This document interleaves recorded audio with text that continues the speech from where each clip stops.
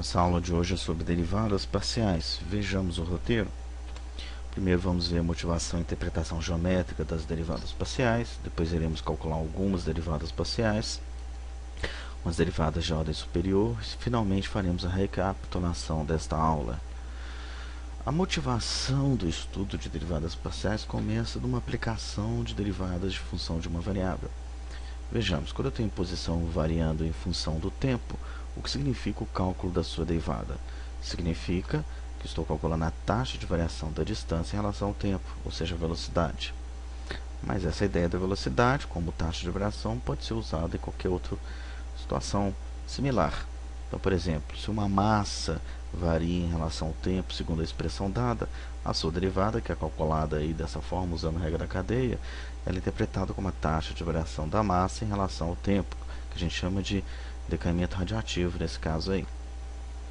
Se eu quero observar o que acontece com a produção de algum objeto que é fabricado em relação ao seu custo, a sua derivada fornece a taxa de variação da produção em relação ao custo.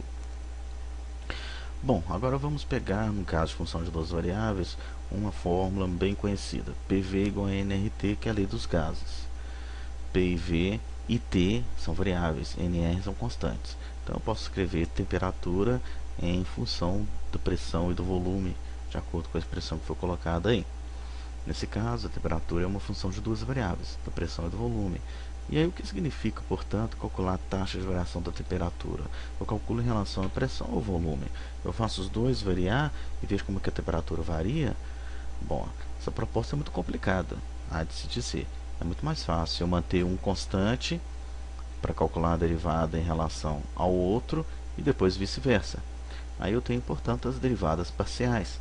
O que é a derivada parcial em relação a V? Estou calculando a taxa de variação da temperatura em relação ao volume. E depois eu calculo em relação à pressão, cada um separadamente, certo? Quando eu calculo em relação ao volume, apenas ele varia, a pressão fica constante, e vice-versa, ok? Bom, como que fica então a interpretação gráfica de uma função de duas variáveis quando apenas uma delas varia e a outra não? Vamos ver? Dá para imaginar o que pode acontecer com o gráfico? Olha aí. O gráfico é esse todo colorido. Esse plano vermelho é um plano y constante, ou seja, os pontos que estão sobre esse plano, eles são de tal forma que apenas o x varia, tanto que é um plano que é perpendicular ao eixo y. Esse plano forma com o gráfico da função uma curva. Essa é a curva dos pontos do gráfico da função que tem y constante. A inclinação dessa reta é exatamente uma derivada parcial. A derivada parcial em relação a x. Vocês podem observar na sua expressão que apenas o x está variando. x0 mais h, x0. O y está se mantendo constante, porque é o que acontece no caso aí desse plano.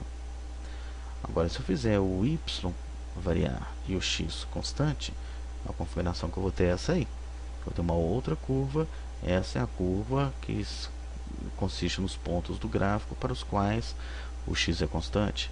E a inclinação dessa reta é a derivada parcial em relação a y. Então, a derivada de f em relação a y é dada por essa expressão. Todas as duas expressões, como vocês podem observar, são muito similares àquela lá do cálculo 1, que define derivada a partir de limites. Então, na hora de calcular derivadas parciais, eu mantenho ora x constante, ora y constante. Vejamos nesse exemplo. A derivada dessa função em relação a x é calculada pensando o tempo todo que y é constante. Então eu mantenho o y5 porque ele é constante. A derivada de 2x3 é 6x2. O segundo termo eu tenho como derivada 15x4. E o terceiro é zero, afinal de contas y é constante. Então, pelo mesmo raciocínio, quando eu calculo em relação a y, eu mantenho o x3 constante e derivo y5, que é 5y4. 5 vezes 2, 10, então fica dessa forma aqui. A segunda parcela é zero, porque x é constante, e a próxima vai ficar 10y. Então, essa é a derivada parcial em relação a y. Vamos ver um outro exemplo. Seno de x2, y menos 2, menos a exponencial de 4x menos 3y. Quando eu calculo a derivada dessa função em relação a x, eu vou ter derivada do seno é cosseno. Pela regra da cadeia, eu vou derivar o que está aqui dentro. Como y menos 2 é constante, ele permanece. E eu derivo o x2, que dá 2x. Similarmente, derivada da exponencial é ela mesma, derivada do que está aqui dentro em relação a x vai dar 4. E, de uma forma muito análoga, eu tenho como derivada parcial em relação a y essa expressão aqui. Ok? Menos 2x2y cosseno de x2y menos 2. Tá? Agora vamos ver esse exemplo. X mais y vezes ln de x. Para poder calcular a derivada em relação a x, observe que eu tenho uma função de x aqui, outra função de x. Então eu preciso usar a regra do produto. Mantenho o parênteses, derivo o ln, 1 sobre x. Mais, mantenho o ln, derivo o parênteses em relação a x, dá 1. Por isso ficou só o ln. A derivada em relação a y vai dar apenas ln de x. Vocês sabem dizer por quê? Pensa um pouquinho, qualquer dúvida, podem enviar ao fórum de dúvidas, tá ok? Agora vamos ver a derivada de ordem superior. Quando nós pegamos essa função e calculamos as derivadas parciais, obtivemos esses resultados. Ora, as derivadas parciais também são funções de duas variáveis. Eu poderia querer calcular as derivadas desses resultados. No caso do fx, tá? Essa aqui é uma notação auxiliar da derivada de primeira ordem, fx.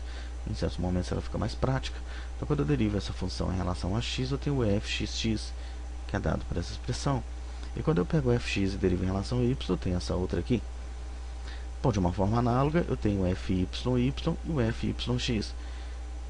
Ou seja, derivadas de segunda ordem de uma função de duas variáveis são 4. Se de primeira ordem são 2, de segunda ordem são 4. Por outro lado, a gente não precisa fazer toda essa conta não. Vocês estão observando essas duas derivadas aqui, o que está acontecendo com elas? É isso mesmo. fxy e fyx são iguaizinhas. Isso não é coincidência não. Na verdade, isso é um teorema que diz que a ordem de derivação não altera o resultado. Ou seja, dada uma função f, eu tenho essas possibilidades de derivadas de primeira, segunda e terceira ordem. Tá? Então, de acordo com esse teorema que eu disse para vocês, existe um conjunto de derivadas aqui que são 2 a 2 ou até 3 a 3 iguais. Então, olha só, essas duas são iguais, derivadas de segunda ordem. Então, na verdade, em vez de ter 4 derivadas de segunda ordem, eu tenho no fundo 3. Agora, vamos ver de terceira ordem. Essas 3 são iguais, porque eu estou apenas variando a ordem de derivação. E essas outras 3 também são iguais. Certo? Então, quando eu preciso calcular a derivada de ordem superior, até que eu não tenho que fazer tanta conta não, porque diversos resultados são iguais. Vamos calcular as derivadas de segunda ordem dessa função agora. Quando eu calculo a derivada em relação a x, observe uma função de 3 variáveis, mas o raciocínio vale também. Quando eu calculo em relação a x, o que acontece? Tudo que tem yz é constante, então vai ficar isso aqui na primeira parcela. A derivada da segunda parcela vai dar isso aqui, e as demais em relação a x vão ser iguais a zero, porque a derivada de constante é zero. Dessa derivada parcial, eu vou obter as seguintes derivadas de segunda ordem. fxx, que significa derivar em relação a x, a primeira parcela, portanto, é zero. fxy, significa que eu vou derivar em relação a y, então eu derivo apenas a primeira parcela. E fxz, que é a derivada em relação a z, como z aparece nas duas parcelas, as duas são derivadas. Agora eu pego o fy, ou seja, vou calcular a derivada desta função em relação a y. A derivada de y2 é 2y, está aqui. A segunda parcela é zero, calculo a derivada da terceira, que é menos e2, e a última parcela é zero. Quando eu calculo as derivadas de segunda ordem, eu observo que só tem duas aqui. Por quê? Porque uma delas, a fyx, já foi calculada, que é fyx é a mesma coisa que fxy. Então sobraram duas derivadas para calcular. A derivada em relação a y é pegar isso aqui, derivar em relação a y, certo? Vai manter apenas 2x e menos 1, que são constantes em relação a y. A segunda parcela dá zero. Quando eu derivo em relação a z, eu vou ter que derivar as duas parcelas, afinal de contas o z aparece nas duas. Agora observe o que acontece com fz. Eu calculo o seu derivado, o z aparece em quase todas as parcelas, por isso eu vou ter que derivar uma a uma direitinho, tá? Observando que x e y são constantes. E na hora de calcular a derivada de segunda ordem, vai sobrar apenas o fzz. Por quê?